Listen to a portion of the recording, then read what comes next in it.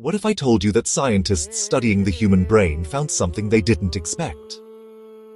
That an ancient spiritual practice, one performed by billions of people across thousands of years, was measurably changing brain chemistry, heart function, and the nervous system. Not because anyone designed it that way, but because sound, it turns out, is far more powerful than we ever imagined. Today, we're going to explore what modern science has discovered about one of Hinduism's most sacred practices, the chanting of mantras, and why what researchers found may make you see this ancient tradition in a completely new light.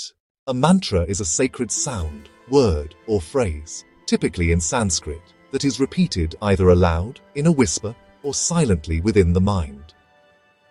The word itself comes from two Sanskrit roots, manas, meaning mind, and tra, meaning instrument or tool. Literally, a mantra is an instrument of the mind. Hindus have chanted mantras for over 3,000 years. Some are invocations to deities, like the Mahamrityunjaya mantra to Lord Shiva. Some are cosmic affirmations, like the Gayatri mantra recited at sunrise. And some, like the single-syllable Om, are considered the very sound of creation itself. Practitioners believe mantras purify the mind, focus awareness, and create a vibrational connection between the individual and the divine. For generations, this was a matter of faith. Then scientists decided to measure it. Let's start with something you can feel. When you chant a mantra, especially aloud, your body does something remarkable. You slow your breath down. You engage your diaphragm deeply. Your throat, chest, and skull begin to vibrate.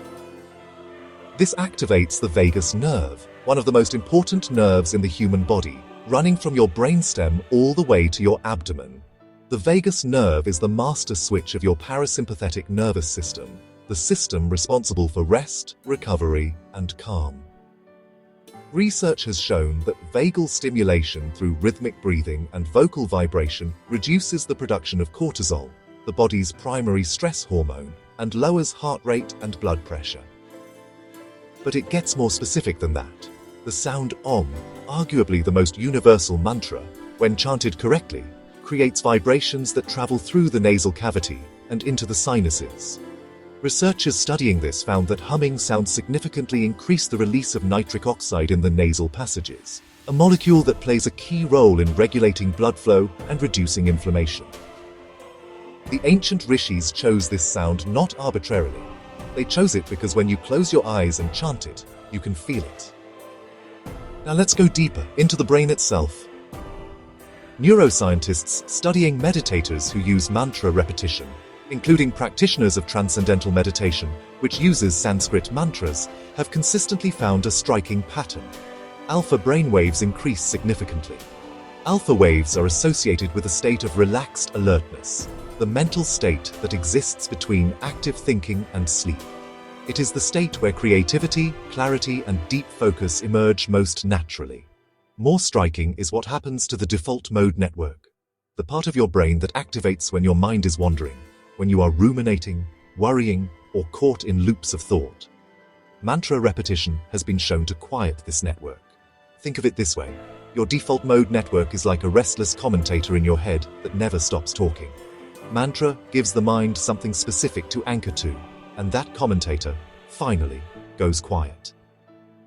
Dr. Herbert Benson of Harvard Medical School, who spent decades studying meditation and repetitive prayer across traditions, called this the relaxation response, a physiological state opposite to stress, triggered consistently by the rhythmic repetition of a word or phrase. He found it worked across cultures, across languages, and across traditions.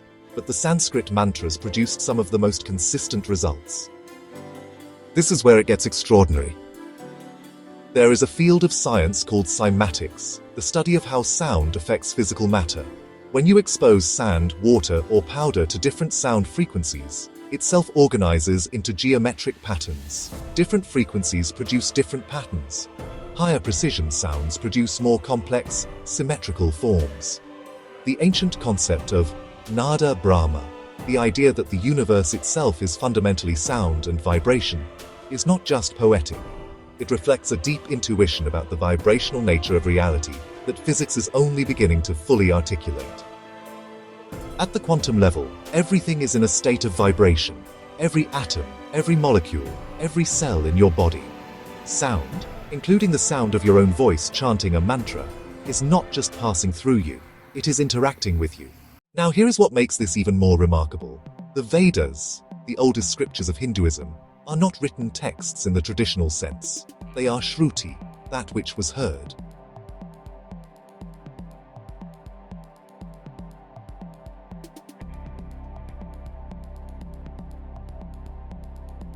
The ancient seers, called rishis, did not claim to have invented mantras. They claimed to have received them, through deep states of meditation, as pure sound vibrations from the cosmos itself.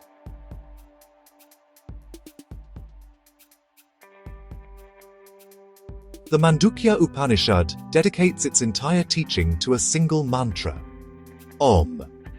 It describes Om as encompassing all states of consciousness, waking, dreaming, deep sleep, and the transcendent state beyond all three. The Gayatri mantra, chanted at sunrise for thousands of years, is structured around a specific meter called Gayatri Chandas, 24 syllables arranged in a precise rhythmic pattern. Modern acoustic analysis has found that this precise syllable count and rhythm creates a specific breathing pattern when chanted, roughly 5 to 6 breaths per minute. That breathing rate, independently studied by cardiologists, is now known to optimize heart rate variability, a key marker of cardiovascular health and stress resilience. The rishis did not have EEG machines, they did not have heart rate monitors, but they knew. Here is what I want to leave you with. Science explains the how. It tells us about vagus nerves and alpha waves and nitric oxide and breathing rates, and that is genuinely extraordinary. But the tradition of mantra chanting was never really about optimizing your cortisol levels. It was about something the instruments cannot measure. It was about the experience of being, even briefly, beyond thought, beyond worry, beyond the endless noise of the mind. The rishis called this state samadhi, emerging with the infinite. Science calls it the relaxation response, alpha state, or default mode, network deactivation. Different words, perhaps the same doorway. What is remarkable is not that science has validated ancient wisdom. What is remarkable is that ancient wisdom was so precise, so carefully constructed, that thousands of years later, it holds up under the scrutiny of laboratories and brain scans. That is not coincidence, that is knowledge. So the next time you hear a mantra being chanted, in a temple, at sunrise, or even through your headphones, know that you are not just listening to tradition, you are listening to sound that has been refined over millennia to do something very specific to the human mind and body, and it works. I want to ask you something before you go. Is there a mantra that holds personal meaning for you? One you grew up hearing, or one you have discovered on your journey? Share it in the comments below.